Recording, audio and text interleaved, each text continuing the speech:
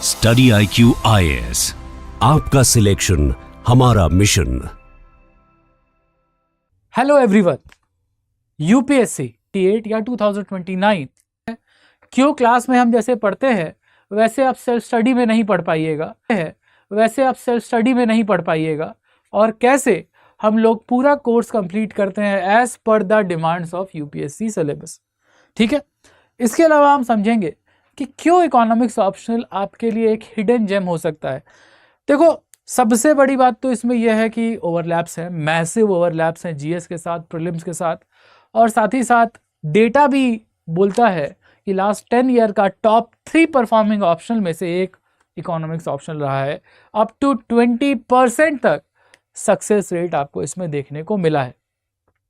तो देखो, long term journey है आपकी यूपीएससी की जर्नी, और अगर आपका ऑप्शनल सब्जेक्ट आपने अपने चॉइस से नहीं लिया, अपनी पसंद का नहीं लिया, तो फिर आप हो जाएंगे बोर, आपका सिलेबस होगा नहीं कंप्लीट, आपको मन नहीं करेगा पढ़ने का, आपको लगेगा कि थिंकर पढ़ रहे हैं, फिर आपको याद आएगा कि हाँ काश हम इकोनॉमिक्स ले लेते तो इंटरेस्टिंग हो जाता, एक लॉजिकल सब्जेक्ट भी मिल जाता, और दुनिया भर में जो चीज़ें चल रही हैं उससे कोरिलेट करके हम अपना ऑप्शनल ख़त्म कर लेते। तो चलो बात करते हैं। मेरा नाम है Rishabh, I am economics optional faculty. बात करते हैं स्ट्रैटेजी के बारे में, बात करते हैं अप्रोचेस के बारे में, बात करते हैं इकोनॉमिक्स के सिलेबस के बारे में, और डिबंक करते हैं कुछ मिथ्स जो मार्केट में चलती रहती हैं जनरली इकोनॉमिक्स को लेके कि ये बहुत कठिन है, ये इसमें मैथ्स आ जाती है और ये है वो है। इन सब के बारे में बात करेंगे, बट पहले कुछ नंबर देखते हैं कि ऑप्शनल क्यों चूज़ करना चाहिए। 500 नंबर का पेपर है, ठीक है, और एवरेज स्कोर आप देखोगे तो 290 के आसपास है, 290 एवरेज स्कोर है। कोई ह्यूमैनिटीज़ के सब्जेक्ट में एवरेज स्कोर जो होता है वो 240 से 250 का होता है, यहाँ एवरेज स्कोर 280 से 290 का होता है, यानी कि कंसिस्टेंटली आपको हाई मार्क्स मिलते हैं इकोनॉमिक्स ऑप्शनल में। नंबर 1 एग्जाम्पल है आपका जीएस ओवरलैप के साथ। तो अगर आप सिर्फ मेंस में देखो, मेंस में आपको दिखाई देगा कि जीएस पेपर 3 के साथ तो ओवरलैप है ही 70% पेपर में, साथ ही साथ जीएस पेपर 2 यानी आईआर गवर्नेंस जो आता है उसके साथ ओवरलैप है। ऐसे में आप अपनी नॉलेज को यूज कर सकते हैं, और इसके साथ ही साथ अगर हम प्रीलिम्स पे आ जाएं तो 25% ऑफ सिलेबस जो प्रीलिम्स में पूछा जाता है, 25% ऑफ द क्वेश्चन, ठीक है। जैसे मान लो कि आपका कट ऑफ इस बार कितना हुआ होगा मैक्सिमम, क्योंकि बहुत ही खराब पेपर आया था, तो उसमें भी सबसे डुएबल सब्जेक्ट जो था, ऐसा पेपर आया बट उसमें भी जो सबसे डुएबल सब्जेक्ट था वो इकोनॉमिक्स था। तो अगर आपका इकोनॉमिक्स अच्छा है तो 25 क्वेश्चन तक आपको दिक्कत नहीं होगी। 25 क्वेश्चन सिर्फ अपनी इकोनॉमिक अंडरस्टैंडिंग और गवर्नमेंट डेटा को याद करके आप निकाल सकते हैं, जिसमें से 20 क्वेश्चन तो आपके डायरेक्ट होंगे इकोनॉमिक्स से, और प्लस 5 क्वेश्चन होंगे आपके गवर्नमेंट स्कीम एटसेट्रा से। अब ये गवर्नमेंट स्कीम एटसेट्रा भी तो आपको पढ़नी ही है ना, गवर्नमेंट स्कीम एटसेट्रा भी तो आपको पढ़नी ही है। कहाँ पढ़नी है? इकोनॉमिक्स ऑप्शन में पढ़नी है। एंड दैट इज़ वाई आपको ये स्कोरिंग ऑप्शन मिलेगा, आपको एक ऐसा ऑप्शन मिलेगा जिसमें आपको कंसेप्चुअल डेप्थ मिलेगी, और एक ऐसा ऑप्शन भी मिलेगा जिसमें आपको एक एनालिटिकल एज मिलेगा। प्लस क्योंकि बहुत सारे लोग आपको इस ऑप्शन में नहीं दिखाई देंगे, तो इस ऑप्शन में स्केलिंग नहीं होगी। सिंपल सी बात है, जो पूछा गया वो लिखो, तुम्हें नंबर मिलेगा। इसमें वो थिंकर वाले काम तो करने नहीं है आपको कि कभी कुछ कहना चाहते हैं आपको वो लिखना है, नहीं। बहुत ही स्ट्रेट फॉरवर्ड ऑप्शनल है। ये मॉडल है, इस मॉडल का अजम्पशन ये है, इस अजम्पशन का यूज़ करके ग्राफ बना के इस मॉडल को प्रूफ कर दो, यही करना है इसमें। सिंपल अजम्पशन है, उस अजम्पशन के बेस पे ग्राफ बनाओ, ग्राफ बना के प्रूफ कर दो जो पूछा गया है। अब जैसे मान लो कि आपको बोला जाए कि केन्सियन इकोनॉमिक्स है, केन्सियन मैक्रो इकोनॉमिक्स है, उसका यूज़ करके तुमको ये दिखाना है कि लिक्विडिटी ट्रैप की सिचुएशन क्या होती है। लिक्विडिटी ट्रैप क्या होता है? इन जनरल आप जीएस में क्या पढ़ते हैं कि लिक्विडिटी ट्रैप एक ऐसा सिचुएशन होता है जहाँ पे मॉनेटरी पॉलिसी फेल कर जाती है। अभी आप रट तो लेते हो, बट इसको समझोगे कैसे? ऐसी कैसे सिचुएशन हो सकती है कि मॉनेटरी पॉलिसी फेल कर जाए? अब इसी क्या और क्यों का जवाब आपको इकोनॉमिक्स ऑप्शन में मिलता है। तो अगर आप क्या और क्यों सोचने में विश्वास करते हैं, उसको खोजने में विश्वास करते हैं, और इकोनॉमिक्स में आपका इंटरेस्ट है, इंटरनेशनल ट्रेड में इंटरेस्ट है, इंडिया को इकोनॉमिक्स सुपर पावर बनाना चाहते हो, अच्छे पॉलिसी मेकर बनना चाहते हो, और प्रीलिम से लेकर इंटरव्यू तक एक एज चाहते हो, क्योंकि अंततः आपको जाके करना क्या है? पब्लिक पॉलिसी ही तो बनानी है, फंड्स ही तो मैनेज करने हैं सरकार के। तो उसमें इकोनॉमिक्स से अच्छा आपको ऑप्शनल क्या मिल सकता है जो ना सिर्फ आपके ओवरऑल डेवलपमेंट बल्कि इस देश के ओवरऑल डेवलपमेंट के लिए भी अच्छा होगा। ठीक है, तो आज के एजेंडा की बात कर लेते हैं कि इकोनॉमिक्स ऑप्शनल क्यों ज़रूरी है। तो हमने देख लिया स्कोरिंग पोटेंशियल है, एग्जाम पैटर्न क्या है उसके बारे में बात करेंगे, फिर सिलेबस के बारे में बात करेंगे, और सिलेबस के अलावा पीवाईक्यूज ज़रूरी क्यों है, बहुत बहुत ज़रूरी है पीवाईक्यूज, उसके बारे में भी बात करेंगे। इसके अलावा smart book list, self study versus structured course, उसका एक ऑनेस्ट कंपैरिजन, और क्यों स्टडी आईक्यू का इकोनॉमिक्स ऑप्शनल कोर्स आपके लिए बेस्ट हो सकता है, इसके बारे में बातचीत। सबसे पहले समझते हैं कि क्यों लेना है इकोनॉमिक्स ऑप्शनल। क्योंकि स्कोरिंग पोटेंशियल बहुत ज़्यादा है। AIR 4 आप देख रहे हो इस बार क्लासरूम कोड से है। मैसिव GS ओवरलैप है, आप ये भी देखेंगे कि GS पेपर 3 हो, GS पेपर 2 हो, प्रीलिम्स हो, हर जगह आपको ओवरलैप दिखाई देगा, इवन इंटरव्यू में भी दिखाई देगा, क्योंकि आपको एक एनालिटिकल एज मिलता है, आपका डेटा इंटरप्रिटेशन बेहतर होता है, ठीक है, पॉलिसी क्रिटिक आप बेहतर होते हैं, आप स्किल्स डेवलप करते हैं, तो इससे आपका जो CSAT की अंडरस्टैंडिंग है वो भी बेहतर होती है। उसके अलावा करंट रिलेवेंस है, क्योंकि देखो आप GS पढ़ो या कुछ भी पढ़ो, आपको इकोनॉमिक सर्वे और बजट तो पढ़ना ही पढ़ना है ना। तो अगर हम कह दें कि आपके पेपर टू का एक मेजर फाउंडेशन बेस यही इकोनॉमिक सर्वे और बजट है, आपके ऑप्शनल पेपर 2 का एक मेजर फाउंडेशन इकोनॉमिक सर्वे और बजट है, तो कितना अच्छा होगा कि JS का भी तैयारी हो गया, प्रीलिम्स का भी तैयारी हो गया और ऑप्शनल का भी तैयारी हो गया। यानी जो ओवरलैप्स हैं, ये ओवरलैप्स हैं वो सिर्फ GS के स्टैटिक पार्ट में नहीं है, वो GS के करंट अफेयर्स वाले पार्ट में भी है। यानी एक करंट अफेयर पढ़ो, उसी से प्रीलिम्स भी हो जाएगा, GS भी हो जाएगा, मतलब मेंस वाला GS भी हो जाएगा और ऑप्शनल भी हो जाएगा। इतने ओवरलैप्स आपको और कहाँ मिलेंगे। और सिंगल सब्जेक्ट से जो सबसे ज़्यादा क्वेश्चन आता है प्रीलिम्स में वो इकोनॉमिक्स से ही आता है। सबसे डुएबल सब्जेक्ट अगर कोई प्रीलिम्स में है तो वो इकोनॉमिक्स है। तो अगर आप अपना इकोनॉमिक्स अच्छा कर लिए तो आपका प्रीलिम्स मेंस इंटरव्यू ज़्यादा बेहतर तरीके से निकल जाएगा।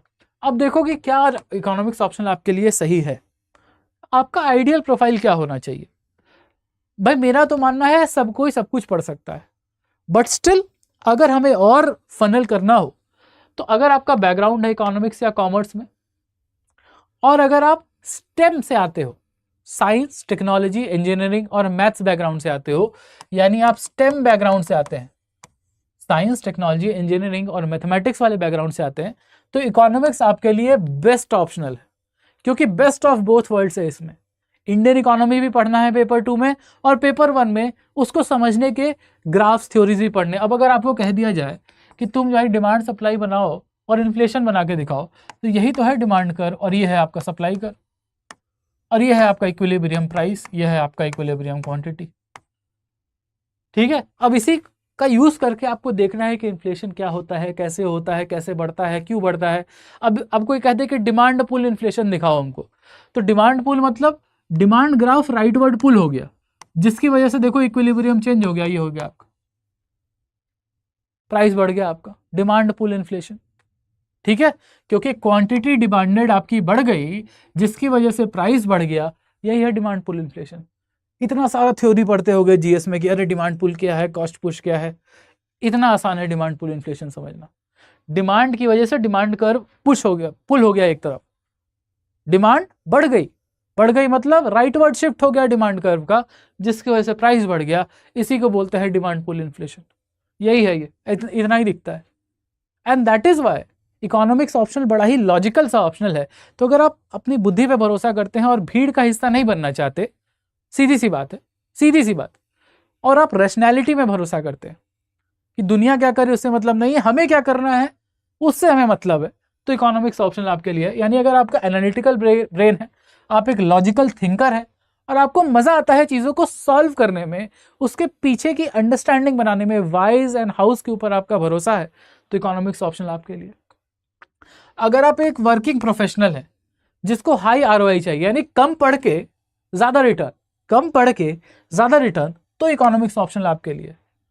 क्योंकि आप इकोनॉमिक्स ऑप्शनल के लिए पढ़ोगे तो आपका GS और प्रीलिम्स भी कवर होता रहेगा। एस्पिरेंट्स जिनको 300 प्लस ऑप्शनल में चाहिए और टॉप 100 अपनी रैंक चाहिए, ताकि अपने मनपसंद सर्विस और मनपसंद कैडर दोनों को चूज कर सके, तो इकोनॉमिक्स ऑप्शनल आपके लिए। और जिनको डेटा, ग्राफ्स और करंट इकोनॉमिक डिबेट्स में इंटरेस्ट है, करंट इकोनॉमिक डिबेट जैसे अगर ट्रंप ने ट्रेड टैरिफ लगा दिया तो क्या फ़र्क पड़ेगा, अगर इंडिया और यूरोप के बीच में जो FTA हुआ है उससे इंडिया को क्या फ़ायदा होगा, क्या नुकसान होगा। अगर ऐसी डिबेट्स आपको पसंद आती हैं, फार्मर इनकम डबल होगी तो क्या फ़ायदा होगा, क्या यूनिवर्सल बेसिक इनकम देनी चाहिए, क्या जो हमारे यहाँ ये सब लाडली बहना स्कीम एक्सेट्रा चलती है क्या उसकी ज़रूरत है, क्या उसका कोई फ़ायदा है, इसके ऊपर अगर आपको इकोनॉमिक चर्चा करना, फैक्ट बेस्ड इकोनॉमिक चर्चा करना पसंद है, वो हवाबाजी वाली बातें नहीं, वॉट अबाउटरी नहीं, तो इकोनॉमिक्स आपके लिए हो सकता है। यानी कि आप अगर लॉजिकल थिंकर हैं और एक रैशनल पर्सन है, सही गलत देख सकते हैं, तो इकोनॉमिक्स आपके लिए हो सकता है, खासकर अगर आप स्टेम या फिर इकोनॉमिक्स कॉमर्स बैकग्राउंड से हैं तो। ठीक है, यानी कि नॉन इकोनॉमिक्स बैकग्राउंड के लोग भी सक्सेसफुल हुए हैं। AIR1 was non economics background, economics optional topper, Gaurav Agrawal sir. ठीक है, तो अगर आपको इंटरेस्ट है तो हमारे इकोनॉमिक्स ऑप्शनल का कोर्स में आप एडमिशन ले सकते हैं। You can go for economics optional course, क्योंकि एक स्ट्रक्चर्ड कोर्स है जिसमें आपको लाइव टेस्ट और टेस्ट सीरीज मिलता है, लाइव क्लासेस। क्योंकि प्लैटिनम बैच में देखो दो बहुत इंपॉर्टेंट चीज़ है, मेंटरशिप और एडवांस टेस्ट सीरीज। मेंटरशिप वो चीज़ है जो आपकी कंसेप्चुअल क्लैरिटी बढ़ाएगा, क्योंकि भाई इकोनॉमिक्स एक सीधी बात है, कंसेप्चुअल लॉजिकल ऑप्शनल है, तो कुछ ऐसा चाहिए जहाँ पे आपके कंसेप्ट बढ़ रहे हो। और एडवांस टेस्ट सीरीज आपको एप्लीकेशन ऑफ कॉन्सेप्ट के लिए ज़रूरी है, ये आपको मेंस रेडी करता है, मेंस रेडी। तो इंडिया का सबसे बेहतर structured economics optional course with mentor support आपको सिर्फ और सिर्फ स्टडी IQ में मिलने वाला है। अगर आपको इसके बारे में और जानकारी चाहिए तो reach out to me on हिपोनॉमिक्स, टेलीग्राम, इंस्टाग्राम पे आप रीच आउट कर सकते हैं, और you can write to me on rishabh.singh@studiiq.com so that we can talk more about the subject और UPSC एज द होल, और आपको अगर कोई दिक्कत है तो।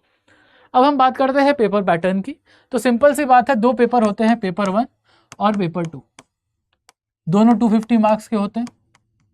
ठीक है, अब अगर हम पेपर पैटर्न की बात करें तो दोनों में दो सेक्शन होते हैं, सेक्शन A और सेक्शन B। ठीक है, ध्यान से देखो इस बात। अब सेक्शन A में होते हैं 4 क्वेश्चन 1 2 3 4, सेक्शन B में होते हैं 4 क्वेश्चन 5 6 7 8, और दोनों ही पेपर में सेक्शन A सेक्शन B होता है, सुबह शाम पेपर होता है। क्वेश्चन 1 और क्वेश्चन 5 आपके कंपलसरी क्वेश्चंस होते हैं, कंपलसरी, ये करने ही करने हैं। और क्वेश्चन 1 और क्वेश्चन 5 में आपको 5 सब क्वेश्चन मिलते हैं, that is A B C D E and here also A B C D E। Each question 10 marks each, यानी कि हर क्वेश्चन आपका, जैसे क्वेश्चन 1 50 नंबर का है तो उसमें 5 सब क्वेश्चन है, तो हर क्वेश्चन 10 नंबर के, यानी 100 नंबर का कंपलसरी आपको करना है। ओवरऑल आपको 8 में टोटल कितने क्वेश्चन करने हैं, आपको 8 में 5 क्वेश्चन करने हैं। You will have to do 5 out of 8 question, 8 में आपको 5 क्वेश्चन करने हैं। तो अगर एक एक कंपलसरी 2 आपने कर लिया तो अगले 3 क्वेश्चन कैसे करोगे। अगले 3 क्वेश्चन का चॉइस कुछ इस प्रकार होता है कि अगर आप एक इससे कर रहे हो तो आपको एक इससे करना ही करना, और जो अगला तीसरा क्वेश्चन है वो आप 3 4 या 7 8 में कोई एक और कर सकते हो। यानी कि आइदर ऑफ द सेक्शन से आपको एक एक क्वेश्चन और करना है, उसके बाद एक और आप चूज कर सकते हो। यानी कि जो जैसे मान लो 2 आउट ऑफ 5 क्वेश्चन क्या है आपका, कंपलसरी है, यानी 3 क्वेश्चन और बचे आपको करने के लिए। तो 3 क्वेश्चन ऐसा नहीं होगा कि आप 2 3 4 ले सकते हो या 6 7 8 कर सकते हो, नहीं, आपको या तो आप 2 3 करो तो इस 6 7 8 में कोई एक करो, 3 4 करो, 6 7 8 में कोई एक करो, यानी कि तीनों एक ही सेक्शन से आप नहीं कर सकते, 2 इससे एक इससे या 2 इससे एक इससे करना होगा। 2 सेक्शन B से करोगे तो एक सेक्शन A से करोगे, 2 सेक्शन A से करोगे तो एक सेक्शन B से करोगे, तीनों एक ही सेक्शन में आप नहीं कर सकते। और इस तरह से आप 5 आउट ऑफ 8 क्वेश्चन कर ले जाते हैं। ठीक है, 5 आउट ऑफ 8 क्वेश्चन कर ले जाते हैं। Clear? So this is your paper pattern for economics. Simple 10 number का क्वेश्चन आता है, क्वेश्चन 1 एंड क्वेश्चन 5 के जो 5 सब क्वेश्चन है, 15 नंबर का क्वेश्चन आता है और 20 नंबर का क्वेश्चन आता है। Simple simple, okay. सिंपल इसलिए भी है क्योंकि आपकी कंसेप्चुअल क्लैरिटी ही टेस्ट हो रही है यहाँ पे। डायग्राम आप बना पाते हैं कि नहीं बना पाते हैं, डायग्राम बोले तो ग्राफ बना पाते हैं कि नहीं बना पाते हैं, एप्लीकेशन समझते हैं कि नहीं, जो आप थ्योरी पढ़ रहे हैं उसका एप्लीकेशन रियल वर्ल्ड में देख पाते हैं या नहीं, समझ पाते हैं या नहीं, बेसिक आप अंडरस्टैंडिंग या लॉजिक डेवलप कर पा रहे हैं या नहीं। It's all a matter of developing the concept and the logic of the concept. The logic behind the concept. अगर आप लॉजिक समझते हैं, क्लास में साथ साथ लॉजिक समझते रहते हैं, तो कोई भी क्वेश्चन आ जाए इकोनॉमिक्स का, कुछ भी बाउंसर यॉर्कर कुछ भी आ जाए, वो आप कर ले जाएंगे। ठीक है, तो let's talk about the official UPSC syllabus. तो पेपर 1 एडवांस्ड इकोनॉमिक थ्योरी में 6 सेक्शन है, micro, macro, money banking, international, public finance, growth and development. ठीक है, और पेपर 2 में है इंडियन इकोनॉमी।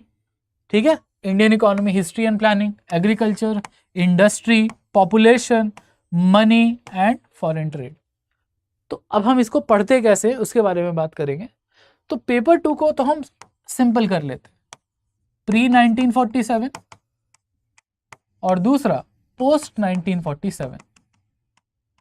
ठीक है, तो प्री 1947 तो इजी है, देखो 5 या 6 क्वेश्चन आते हैं प्री 1947 से, 15% का वेटेज है पेपर 2 में, और वही सेम क्वेश्चन रिपीट किया करता है, हर बार घुमा फिरा के सेम ही क्वेश्चन पूछेगा, सेम क्वेश्चन आपको पूछेगा, थोड़ा सा लैंग्वेज बदल के। तो ये तो एकदम सॉर्टेड है, पीवाईक्यू से आप देखोगे आपको सॉर्ट हो जाएगा।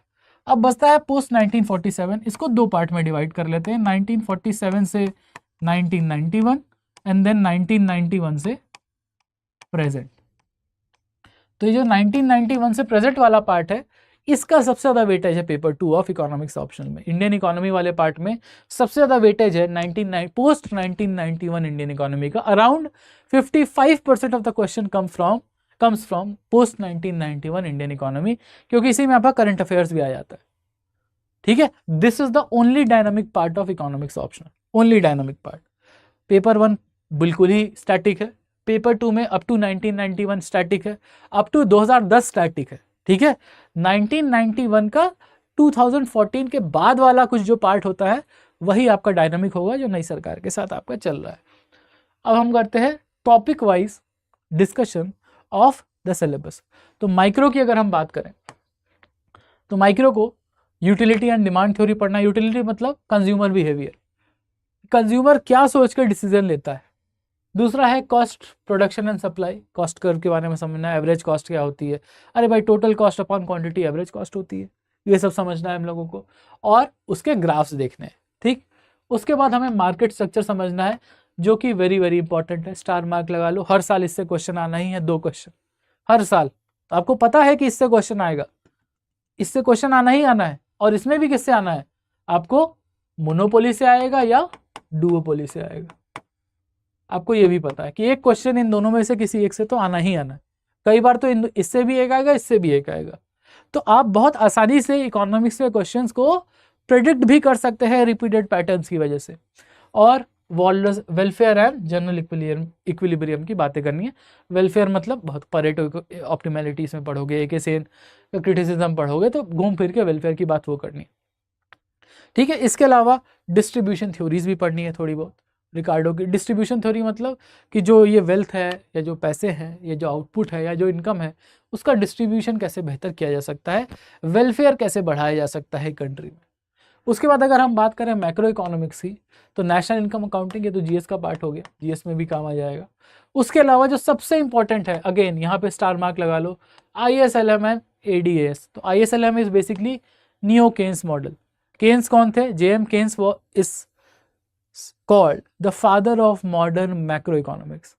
मॉडर्न मैक्रो इकोनॉमिक्स के फादर बोले जाते हैं। तो उनके मॉडल को और बेहतर तरीके से ग्राफिकली समझने के लिए जो ग्राफ्स बनाए जाते हैं वो है ISLM के ग्राफ, यानी investment saving liquidity money curve इनको बोला जाता है।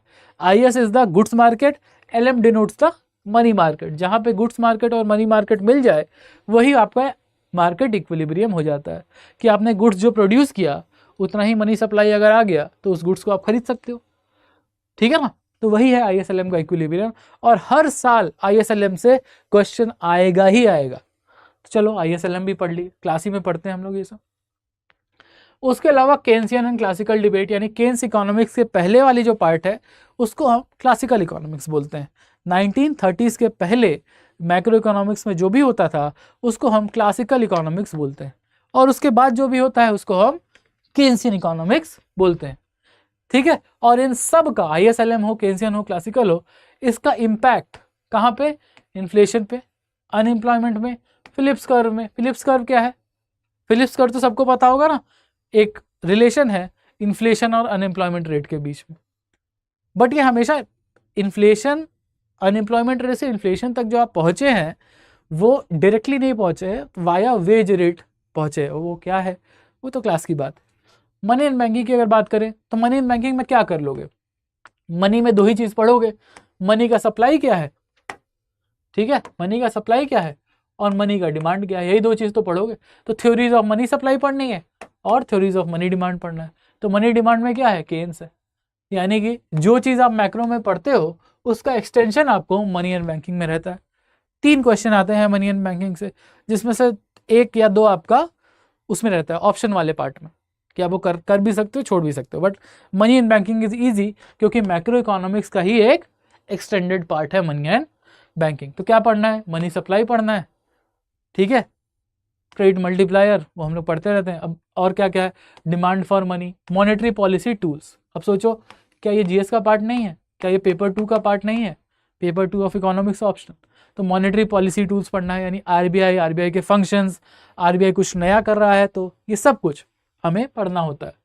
और फाइनेंशियल मार्केट एंड इंस्ट्रूमेंट्स, इसके बारे में वही सिंपल बॉन्ड्स, क्योंकि जब आप मनी डिमांड पढ़ रहे होगे तो मनी डिमांड पढ़ने के टाइम पे आपको बॉन्ड्स, स्पेकुलेटिव डिमांड, ये सब के बारे में भी पढ़ना होगा।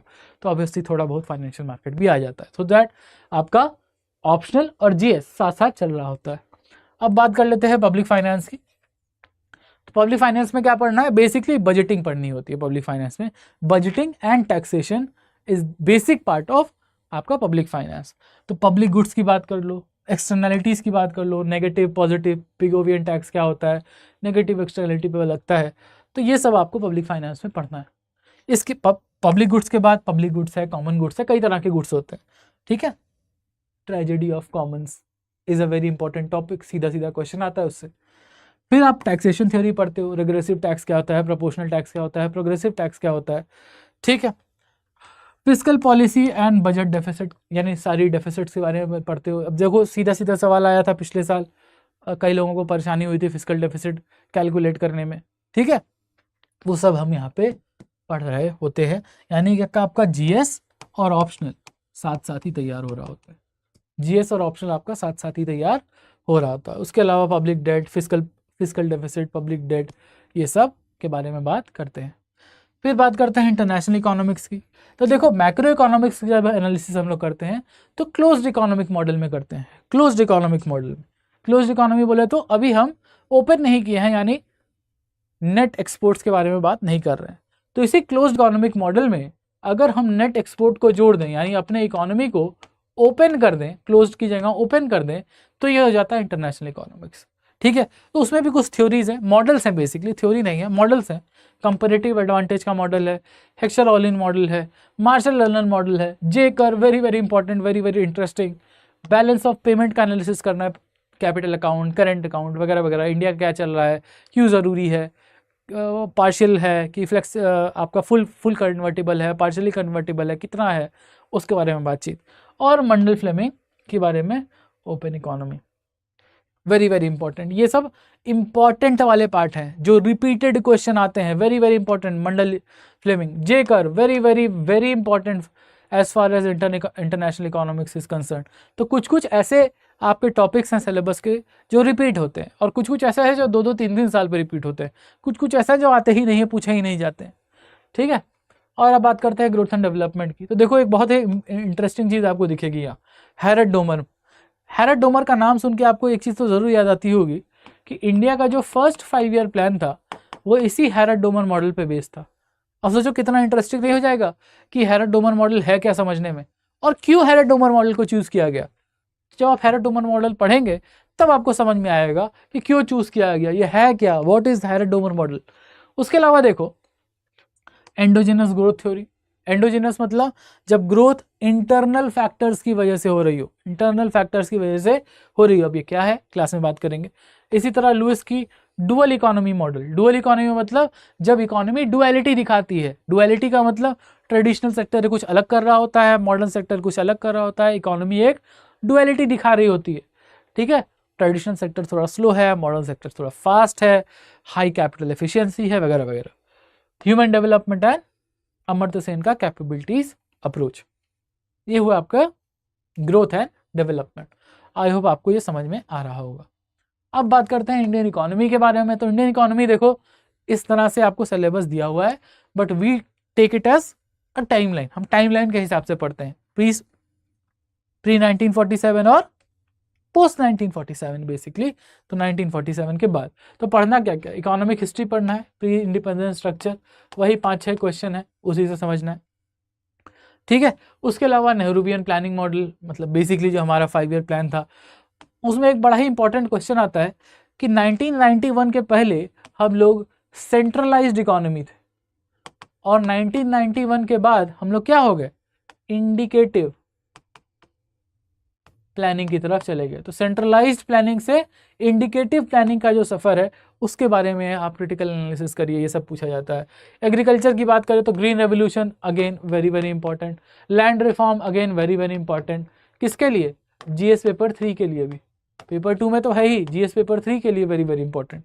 उसके अलावा very important is food security, MSP और पीडीएस, इसके ऊपर लगातार डिबेट्स होती है तो इसीलिए इंपॉर्टेंट हो जाता है। एग्रीकल्चर क्रेडिट के ऊपर सरकार लगातार काम करती है, हर बजट में आपको एग्रीकल्चर इंफ्रास्ट्रक्चर फंड और एग्रीकल्चर क्रेडिट से जुड़ा हुआ कुछ ना कुछ मिल ही जाएगा और वो इंपॉर्टेंट होता है। इसके बाद बात करूँ इंडस्ट्री की, तो इंडस्ट्रियल पॉलिसी क्या है, कैसे हम लोग इंडस्ट्रियल पॉलिसी, रेजोल्यूशन ऑफ 48 आया, फिर 56 आया, फिर 80 आया, फिर उसके बाद न्यू इकोनॉमिक पॉलिसी आई।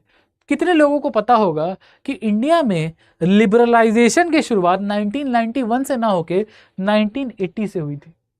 1991 में तो हमने अपनी इकोनॉमी को ओपन किया था, but domestic liberalisation of Indian economy started from industrial policy resolution of 1980। कितने लोगों को पता होगा, ईमानदारी से बताओ। तो कितना इंटरेस्टिंग हो जाता है कि जब आप इतिहास को फैक्ट के साथ पढ़ते हो तो, ठीक है। इसी तरह देखो इंफ्रास्ट्रक्चर का बॉटलनेक क्या है और कितने तरीके से हम इंफ्रास्ट्रक्चर बिल्ड करते हैं, पीपीपी मॉडल कितने तरह का होता है, ये सब, लेबर मार्केट की बात, और make in India PLI schemes और other types of government schemes जो कि इंडस्ट्री से रिलेटेड है, लेबर कोड है जैसे वो इंडस्ट्री से रिलेटेड है, ये सब के बारे में पढ़ना होता। पॉवर्टी और ह्यूमन डेवलपमेंट की बात करें तो जो पॉवर्टी लाइन्स है उसके बारे में बातचीत, उसके अलावा multi dimensional poverty index, human development index, ये सब आपको पेपर 2 में भी काम आएगा और पेपर 1 में जो ग्रोथ एंड डेवलपमेंट है उसमें भी काम आएगा, दोनों में काम आएगा, ठीक है। यानी कि जो ऑप्शनल का सिलेबस है वो आपस में भी ओवरलैप कर रहा है। देख रहे हो, किसी और ऑप्शन में आपको ये मिलेगा कि पेपर 1 और पेपर 2 अपने आप में एक दूसरे को क्या कर रहा है, ओवरलैप कर रहा है, ठीक है। मनी एंड कैपिटल की बात करें तो देखो हम लोग पेपर 1 में जो मनी एंड बैंकिंग पढ़े थे उसका जो इंडियन इकोनॉमी वाला पार्ट है वो ये है, बैंकिंग सेक्टर का रिफॉर्म्स, कैपिटल मार्केट क्या है, मॉनेटरी पॉलिसी फ्रेमवर्क क्या है, ये सब कुछ पेपर 1 में भी पढ़ना है, पेपर 1 के लिए भी ज़रूरी है और पेपर 2 के लिए भी ज़रूरी है। तो इकोनॉमिक्स ऑप्शन जैसा ऑप्शन मिलेगा जैसे पेपर 1 और पेपर 2 के सिलेबस में भी ओवरलैप है, बाकी तो जीएस के साथ ओवरलैप तो है ही, पेपर 1 और पेपर 2 में भी ओवरलैप है। ट्रेड एंड रिफॉर्म्स की अगर हम बात करें तो अभी जो फॉरेन ट्रेड पॉलिसी है हमारी करंट वाली वो एफटीपी, उसके अलावा बहुत इंपॉर्टेंट टॉपिक है फॉरेन इंस्टीट्यूशनल इन्वेस्टर का inflows and outflows in the country, बड़ा ही हॉट टॉपिक है तो इस पर सवाल आना बनता भी है। और सबसे इंपॉर्टेंट बॉडीज जो हमें पढ़नी होती हैं, आईएमएफ, वर्ल्ड बैंक और very very very important WTO. अब ये डब्ल्यूटीओ जो है आपको इंडियन इकोनॉमी का पार्ट है, ग्रोथ एंड डेवलपमेंट का भी पार्ट है और इंटरनेशनल इकोनॉमिक्स का भी पार्ट है, यानी ओवरलैप्स में भी ओवरलैप्स है यहाँ पे, ठीक है। और बाकी current account, BOP, forex reserve, ये सब के ऊपर लगातार आपको न्यूज़ में आर्टिकल्स दिखते होंगे, एडिटोरियल्स दिखते होंगे, तो ये इंपॉर्टेंट हो जाता है, ठीक है। अब समझते हैं पीवाईक्यूज क्यों ज़रूरी है। तो आपको ये समझ में आएगा अगर आप कायदे से पीवाईक्यू एनालिसिस करते हो तो, ना सिर्फ ऑप्शनल के लिए बल्कि जीएस के पार्ट के लिए भी। तो हम अपने ऑप्शनल की अभी बात करें तो बात करते हैं कि 85% जो टॉपिक है वो रिकरिंग थीम्स पे आते हैं। यानी अगर आप पीवाईक्यू का एनालिसिस करते हैं और क्लास में नोट्स बनाते हैं, ठीक है, क्लास के ऊपर डिपेंड रहते हैं और पीवाईक्यू के ऊपर डिपेंड रहते हैं, खाली ये दो चीज़ कर लेते हो तो 95% से ज़्यादा सिलेबस आपका कंप्लीट हो जाएगा। प्लस आपको 5% करना है तो टेस्ट सीरीज उसके लिए होती है, यानी 10 साल, क्योंकि अगर आप मेरा क्लास ज्वाइन करोगे तो आपको 10 ईयर का पीवाईक्यू मिलेगा और ये पीवाईक्यू आपके सिलेबस के अकॉर्डिंग मार्क्ड है। तो आपका जो ऑफिशियल सिलेबस है उसके अकॉर्डिंग PYQs मार्क्ड है। तो आपको ये समझ में आता है कि क्या क्या पढ़ना है और क्या क्या नहीं पढ़ना है, क्या क्या ज़्यादा पढ़ना है। बेसिकली नहीं पढ़ना तो नहीं बोलेंगे, क्या क्या ज़्यादा पढ़ना है, जो तो रिपीट चीज़ जो हो रही है उसको ज़्यादा पढ़ना है, बेसिक सी बात है। ठीक है, इसके अलावा ये समझ में आता है कि जिनका PYQ एनालिसिस अच्छा होता है वो 3 गुना बेहतर स्कोर करते हैं अपने ऑप्शनल पेपर में या GS के पेपर में। तो जिसका मॉडल आंसर का ट्रेनिंग है, PYQ का ट्रेनिंग है, तो वो ज़्यादा बेहतर स्कोर भी करता है। 10 साल का आपका PYQ का डेटा आपको एनालिसिस करके मिलेगा जब क्लास में आएंगे, तो marked along with the syllabus, ताकि आपको पता हो कि उस सिलेबस को पढ़ना कैसे है। न्यूमेरिकल की अगर हम बात करें तो कई बार लोग कहते हैं मैथ्स आती है, मैथ्स नहीं आती है। 8th 9th लेवल का अगर कुछ आएगा तो मार्केट मॉडल के ऊपर आएगा कि डुओपोली में 2 लोग हैं और कंपीट कर रहे हैं, तो आपको ये निकालना है कि पहला फर्म कितना क्वांटिटी बना रहा है और दूसरा फर्म कितना क्वांटिटी बना रहा है, ताकि ये लोग अपना प्रॉफिट को मैक्सिमाइज कर सके। यही क्वेश्चन आता है। तो अगर आप क्लास में थोड़ा सा भी ध्यान दे दोगे तो आपका काम बन जाएगा। Is it clear? ठीक है, तो यह है आपका PYQ। और PYQ is very very very important as far as UPSC preparation is concern. तो जो PYQ के ऊपर ध्यान नहीं देता उसका PYQ, उसका जो UPSC का प्रिपरेशन है वो नॉन स्ट्रैटेजिक हो जाता है। उसको समझ नहीं आता कि पढ़ना क्या है। वो उस 4 किताब खोल के बैठा रहता है कि ये भी पढ़ ले, ये भी पढ़ ले, ये भी पढ़ ले, बट इतना नहीं पढ़ना होता। और यही स्टूडेंट्स नहीं समझ पाते हैं। जब वो सेल्फ स्टडी कर रहे होते हैं उनको नहीं समझ में आता कि क्या पढ़ें और क्या छोड़ें, इसीलिए ऑप्शनल में गाइडेंस की ज़रूरत पड़ती है। ठीक है, तो इसीलिए PYQs को हम नॉर्थ स्टार बोलेंगे। नॉर्थ स्टार क्यों बोलेंगे? क्योंकि UPSC के DNA को डिकोड करने में हेल्प करता है। ये आपको ये बताता है कि क्वेश्चन को सॉल्व कैसे करें, अटेम्प्ट कैसे करें, क्वेश्चन को प्लान कैसे करें, किन थीम्स के ऊपर ज़्यादा हमें फोकस करने की ज़रूरत है और कितना डेप्थ चाहिए किसी आंसर को लिखने में। तो 10 नंबर में कम डेप्थ चाहिए, 15 में ज़्यादा चाहिए। और स्ट्रक्चरिंग कैसे करें, आंसर्स की स्ट्रक्चरिंग कैसे करें। तो 1 साल 1.5 साल का आपके पास टाइम हो और लगभग अब अगर 10, अब तुम सोचो कि 10 ईयर पेपर अगर आपको मिल जाए, 10 ईयर पेपर में पेपर 1 में आपको लगभग 300 क्वेश्चन मिल जाएंगे और पेपर 2 में लगभग आपको 300 क्वेश्चन मिल जाएंगे। तो 600 क्वेश्चन का प्रैक्टिस आप नहीं कर सकते 1 साल में। अगर एक दिन में 2 आंसर भी लिख रहे हो, एक दिन में 2 आंसर भी लिख रहे हो, तो 1 साल में पूरा का पूरा पेपर एनालिसिस आपका हो जाएगा। प्लस आपको आंसर लिखने आ जाएगा, आपको टॉपिक्स याद हो जाएंगे, आपको ये पता चल जाएगा कि क्या चीज़ इंपॉर्टेंट है और क्या चीज़ इंपॉर्टेंट नहीं है। ये तो सिर्फ हम ऑप्शनल की बात बता रहे हैं। इसी तरह GS का PYQ एनालिसिस करोगे तो उसमें भी आपको बहुत चीज़ें समझ में आएंगी। ठीक है, तो जैसे ही आप PYQ एनालिसिस करते हो तो आपको समझ में आ जाता है कि किस चीज़ को आपको प्रायोरिटाइज करना है।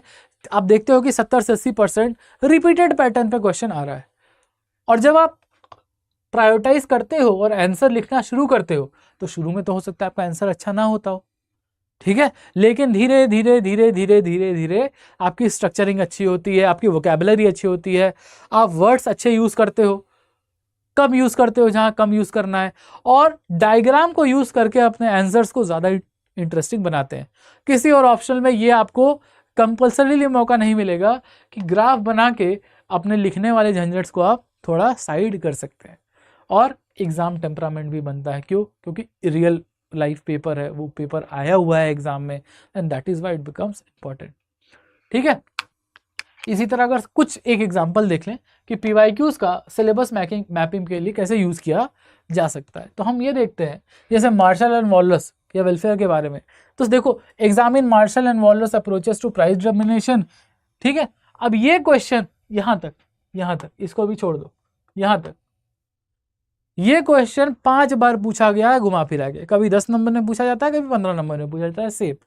अच्छा, इसका एक्सटेंशन क्या होता है कि in which equilibrium Marshall and Walras differ, और ठीक है कि कब अनस्टेबल हो जाता है मार्शल का इक्विलिब्रियम और उसी टाइम वॉलस का स्टेबल हो जाता है, आपको ये दिखाना है। और यही सेम क्वेश्चन 5 बार पूछा गया है, 5 बार। यानी अगर आप कायदे से पढ़ते हो PYQ तो आपको मालूम है कि मार्शल एंड वॉलस से, जो सिलेबस में आपको लिखा है मार्शल एंड वॉलस आपको पढ़ना है, उस मार्शल एंड वॉलस में भी एक्चुअली में आपको क्या पढ़ना है वो आपको PYQ से पता चल जाता है। इसी प्रकार ISLM में हर साल एक क्वेश्चन आता है, इससे हर साल एक क्वेश्चन आता है। तो पढ़ना क्या है?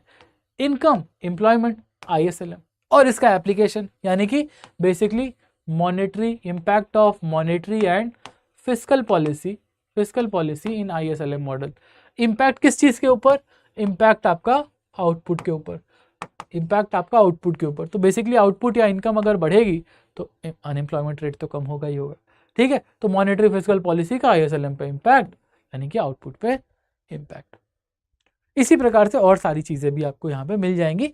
हाँ, इस सेशन का PDF आपको हिपोनॉमिक्स पे मिल जाएगा, यानी मेरे टेलीग्राम चैनल पे मिल जाएगा। अब अगर बुक लिस्ट की बात करें तो we will talk about quality over quantity. अगर आप ये कोर्स ज्वाइन करोगे तो इतनी सारी किताबें आपको नहीं खरीदनी पड़ेंगी, लेकिन still let's talk about the books, let's be very sincere with each other. एकदम हम लोग ओपन सेशन कर रहे हैं तो सारी बातें कर लेंगे, ठीक है। तो ये देखो, माइक्रो इकोनॉमिक्स में इंपॉर्टेंट बुक है आपकी अचल आहूजा, ठीक है। और उसके बाद अगर थोड़ी जान बच गई तो फिर क्वेश्चनिस। एक अच्छी किताब और है, वो है वेरियन। मैक्रो की अगर बात करें तो बेस्ट बुक है फ्रोएन, ठीक। और अचल आहूजा की मैक्रो इकोनॉमिक्स आप सप्लीमेंट कर सकते हैं। कुछ एक ऐसे टॉपिक आ जाते हैं जो फ्रोएन में नहीं है। इंटरनेशनल की बात करें तो डोमिनिक सेल्वाटोर ये आपके ओनली सैल्वेशन पार्टनर है, इसके अलावा आपको ज़रूरत नहीं है पढ़ने की, ठीक। उसके अलावा ग्रोथ एंड डेवलपमेंट की बात करें तो जो भी किताब पढ़ोगे वो कम ही है, क्योंकि इंटरनेट सोर्सेज से बहुत कुछ पढ़ना पड़ता है ग्रोथ एंड डेवलपमेंट से, अगर आप खुद से पढ़ाई कर रहे हो तो टोडारो and Smith very very good book for growth and development का थ्योरी। बट उससे अच्छी किताब है मसग्रेव एंड मसग्रेव, ठीक है। स्ट्रेट फॉरवर्ड चीज़ें दी हुई हैं, डायरेक्ट क्वेश्चन उठ के आ जाता है यही मसग्रेव से कई बार, अब तो नहीं आता है बट पहले आ जाता था, ठीक है। और इंडियन इकोनॉमी की बात करें तो बहुत सारी किताबें हैं, क्योंकि कुछ किताबें जो कुछ बुक्स हैं वो आपकी डेटा हैवी हैं, कुछ बुक्स हैं जो आपकी एनालिसिस हैवी हैं, जैसे उमा कपिला परफॉर्मेंस पॉलिसीज जो है वो एनालिसिस हैवी है। लेकिन अगर आप दत्तन सुंदरम की तरफ जाओगे तो वो डेटा हैवी है, या मिश्रा पूरी की तरफ जाओगे तो वो डेटा हैवी है, ठीक है। और हर किताब, ये जो हर बुक है, कम से कम आपको 15 सोर्सेस पढ़ने होंगे, खुद से 15 सोर्सेस पढ़ने होंगे, जिसमें 3 या 4 आपके ऐसे सोर्सेज होंगे जो चेंज हो रहे हैं, डायनामिक सोर्सेज हैं। किताब के अलावा आपको 4-5 सोर्सेज पढ़ने होते हैं। अब जैसे उमा कपिला पढ़नी है, लगभग 1500 पेज की बुक ये है। अचल आहूजा 1200 पेज की बुक ये है। तो हर किताब आपकी 1000 पन्ने के ऊपर की है, एक्सेप्ट फ्रोएन, ठीक है, 1000 पन्ने के ऊपर की है। तो अगर आप पढ़ने बैठोगे तो आप पहली बात आप ये नहीं समझ पाओगे कि इसमें पढ़े क्या और इसमें छोड़े क्या, और कवर टू कवर पढ़ने गए तो GS नहीं पढ़ पाओगे। तो ऑप्शनल एक पार्ट है यूपीएससी के सिलेबस का, पूरा यूपीएससी का सिलेबस नहीं है।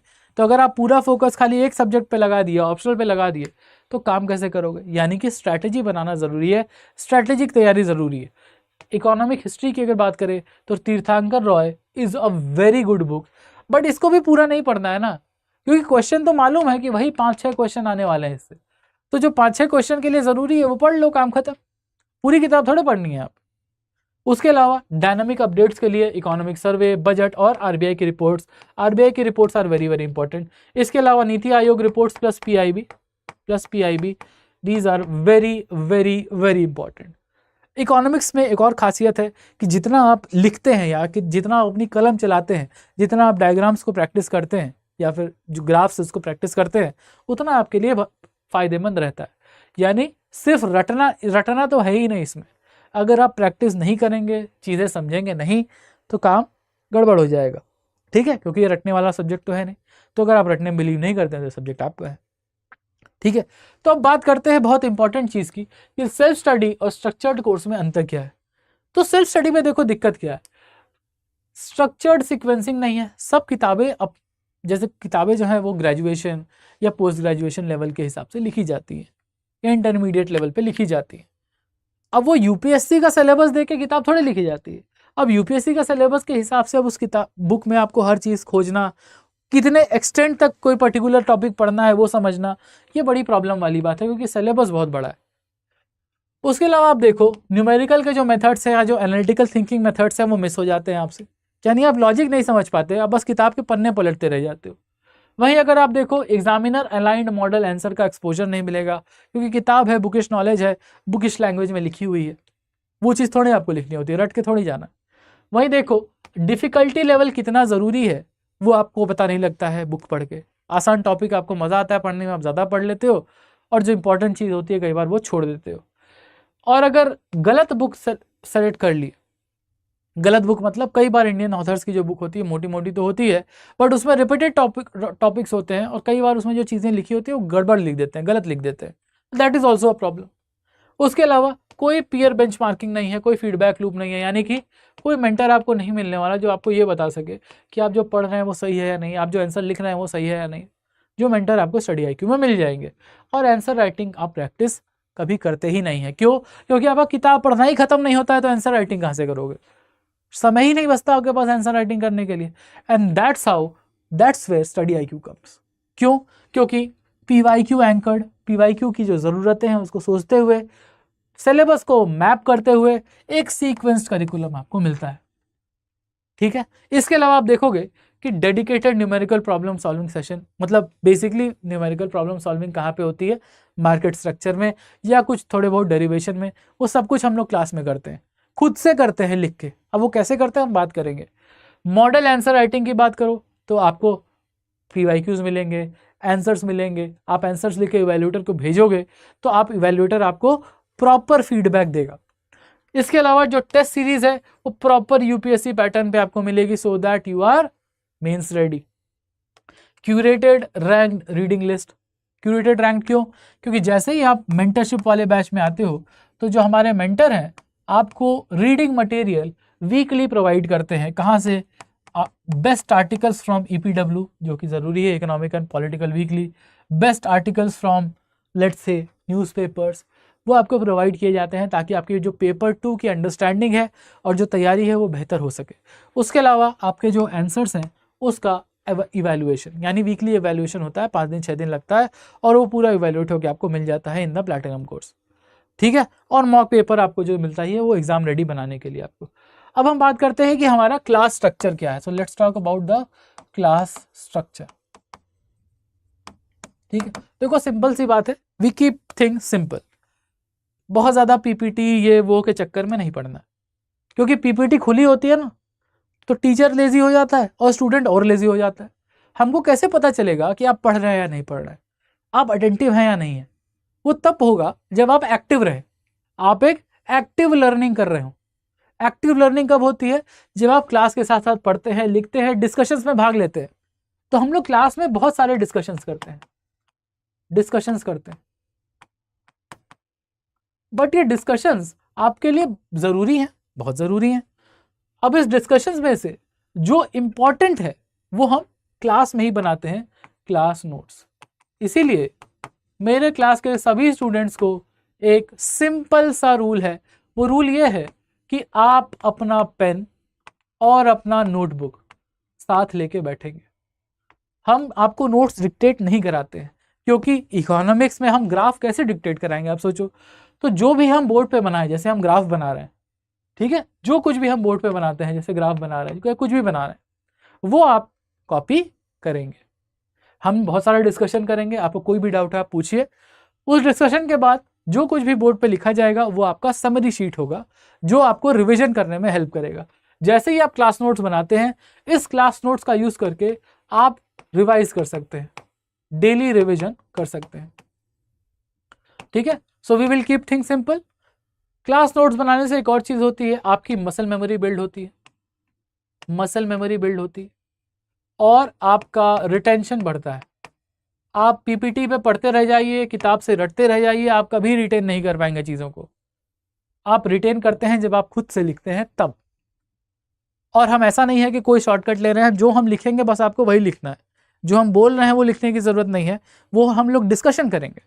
लिखवाते हम इसलिए क्लास में या हम खुद साथ में इसलिए लिखते हैं ताकि आप अटेंटिव बने रहें क्लास में, आपको मालूम हो कि आंसर्स को अप्रोच कैसे करना है, चीज़ों को लिखना कैसे है, ग्राफ्स को समझाना कैसे है। क्योंकि हम बोलते रहे, आप सुन लिए और चले गए तो कोई फर्क नहीं पड़ने वाला है। इसीलिए वी कीप थिंग्स सिंपल।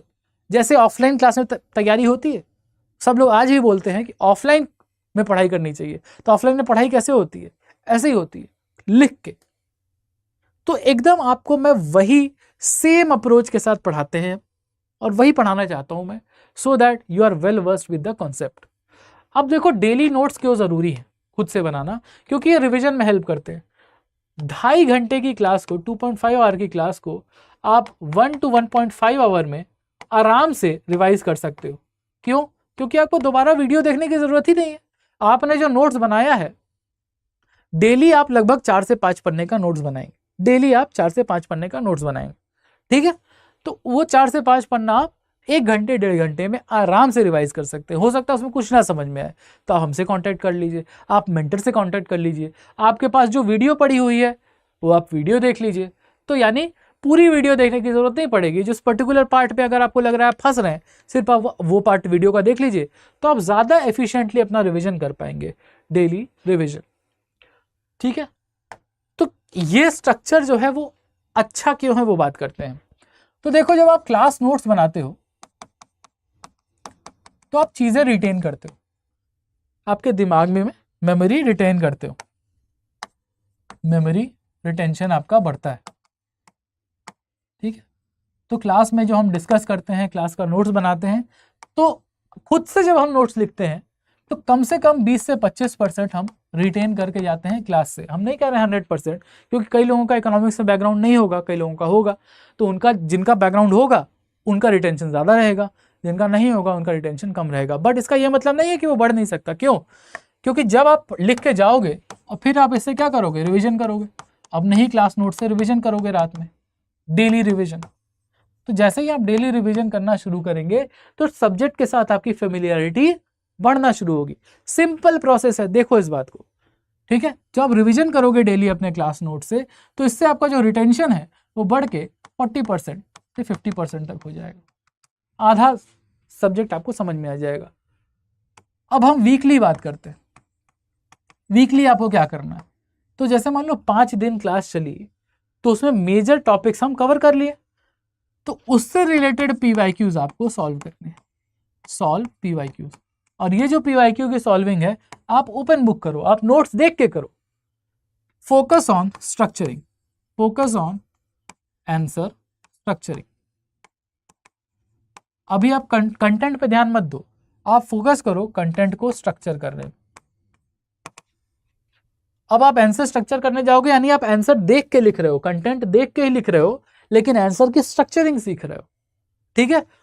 और प्लस इसके साथ साथ आपको जो होमवर्क मिलता है आप उसको सॉल्व करते हैं।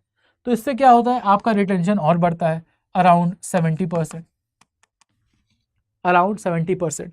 एक महीने बाद मंथली अगर हम बात करें, मंथली जब आपका जैसे मान लो कि आपका मनी इन बैंकिंग या मैक्रो खत्म हो गया, मैक्रो इकोनॉमिक्स खत्म हो गया, एक 20 क्लास 25 क्लास लगी, मैक्रो खत्म हो गया, तो मंथली रिवीजन कैसे करोगे, फुल नोट्स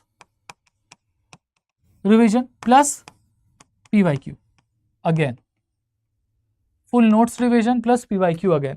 तो ये जो आप 70% पे थे, अब आप अराउंड 85 to 90% रिटेन कर ले जाओगे, 85 to 90% आप रिटेन कर ले जाओगे।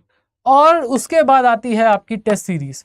ये टेस्ट सीरीज क्यों इंपॉर्टेंट है, देखो ये टेस्ट सीरीज आपको मिलती है मेंस के पहले, प्रीलिम्स के बाद और मेंस के पहले। तो देखो आइडियली स्टूडेंट्स क्या करते हैं, जनवरी फरवरी आते आते ऑप्शनल की तैयारी बंद कर देते हैं और पूरी तरह से अपना जुट जाते हैं किस पे, प्रीलिम्स में। तो ये जो आपने 85-90% का एकदम फोकस्ड इकोनॉमिक्स ऑप्शन तैयार किया है, हो सकता है उसमें कुछ जंग लग गई हो। अब वो जंग को दूर करना है तो टेस्ट सीरीज का पार्ट बनना हो, और ये टेस्ट सीरीज आपको एग्जाम रेडी करता है। एग्जाम रेडी मतलब आपके आंसर राइटिंग स्किल्स बेहतर होते हैं, आंसर का इवैल्यूएशन होता है तो आपको अपनी गलतियां पता चलती हैं, और साथ ही साथ राइटिंग स्पीड तेज होती है आपकी, और आपको जो रिटेंशन है वो 95 to 100% का रिटेंशन हो जाता है। यानी by the time you are going to give exams you are 100% ready with the class. ये सब कुछ क्लास के अंदर, क्लास का स्ट्रक्चर इस तरह का है कि ये सब आपको करना ही पड़ेगा। और जब आप ये सब करेंगे तो अपने आप आपकी इकोनॉमिक अंडरस्टैंडिंग और उसके साथ साथ आपकी तैयारी, चाहे वो प्रीलिम्स हो, वो मेंस हो या वो ऑप्शनल हो, उस सब की तैयारी एक साथ एक ही स्ट्रैटेजी में चलती रहेगी। And that is why making your own class notes is necessary, and that makes the class apart. ये कोई ऑनलाइन कोर्स की तरह हम लोग नहीं पढ़ेंगे, हम लोग बिल्कुल कायदे से ऑफलाइन कोर्स की तरह पढ़ेंगे, एक एक चीज पे डेप्थ में जाएंगे। और ये जो क्लास नोट्स है मालूम है कैसे हैं, सिलेबस जो कि मैप किया गया है पीवाईक्यूज के द्वारा। पीवाईक्यूज से हम समझे हैं कि सिलेबस को, और उसी के थ्रू क्लास नोट्स बन रहे हैं।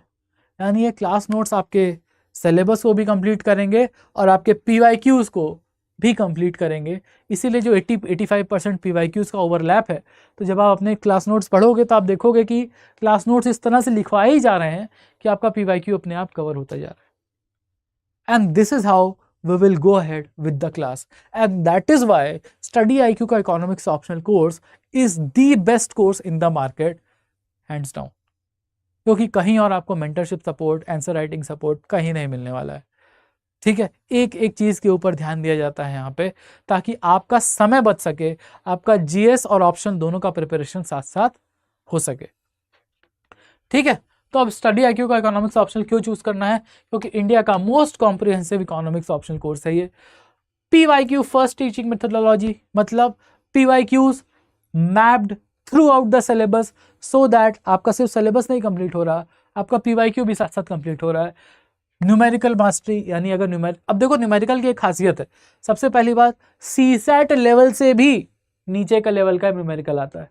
ये सीसेट का लेवल तो बहुत ऊपर जा चुका है, कैट लेवल हो चुका है। ये जो न्यूमेरिकल आते हैं 8th-9th क्लास के लेवल के न्यूमेरिकल आते हैं। सेम स्ट्रक्चर के न्यूमेरिकल हम लोग क्लास में डिस्कस करते हैं। यानी कि अगर आप न्यूमेरिकल एग्जाम में सही कर लिए तो 15 नंबर में अगर आया तो 15 में 15 मार्क्स आपको पूरे मिल जाएंगे। चलो 15 नहीं मिलेंगे, 14-13 मिल जाएंगे। एक क्वेश्चन में आपको 15 में 13 नंबर मिल रहा है, तो और क्या चाहिए। और देखो आंसर राइटिंग का वर्कशॉप, टेस्ट सीरीज और evaluation of test series, plus mentorship जो आपको आंसर शीट के वीकली एवेल्यूएशन करके देता है। उसके अलावा भाई मैं तो हूँ एक्सपर्ट फैकल्टी, तो आपके साथ है ही, जो एक एक डाउट हम आपका क्लियर करते हैं रुक रुक के, देखते हुए, ताकि आपको एज अ स्टूडेंट कभी ये ना लगे कि अरे मेरा तो इकोनॉमिक्स में बैकग्राउंड नहीं है, तो मैं आगे कैसे बढ़ पाऊंगा। इसीलिए हम बहुत क्लियर हैं, इकोनॉमिक्स कॉमर्स बैकग्राउंड वाले हों या स्टेम के लोग हों, यानी साइंस टेक्नोलॉजी इंजीनियरिंग मैथमेटिक्स के लोग हों, इन सब के लिए इकोनॉमिक्स ऑप्शनल एक बहुत ही आसान ऑप्शनल है। बहुत सारी मिथ्स हैं कि भाई बहुत मैथ्स आता है, ये है वो है, नहीं। यूपीएससी एक जर्नलिस्ट एग्जाम है, तो ये जर्नलिस्ट टाइप का ही पेपर आता है, जनरलिस्ट टाइप का ही पेपर आता है। मैथ्स वाला पार्ट नहीं आता है, ग्राफ वाला पार्ट ऑफ इकोनॉमिक्स आता है इकोनॉमिक्स ऑप्शन में, ये बात हमेशा याद रखना।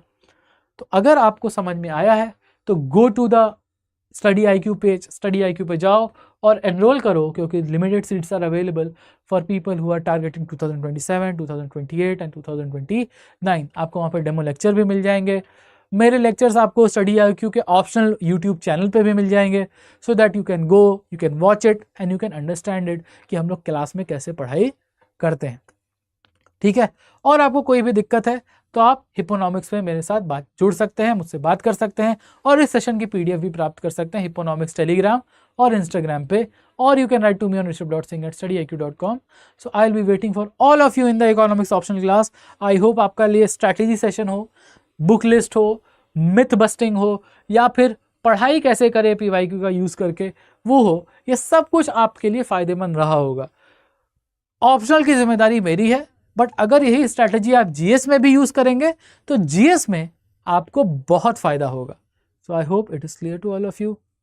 Okay, I will meet all of you in the class. तो एनरोल करो, मिलते हैं क्लास में। Thank you everyone, bye bye, have a good day. Study IQ IAS, आपका सिलेक्शन हमारा मिशन।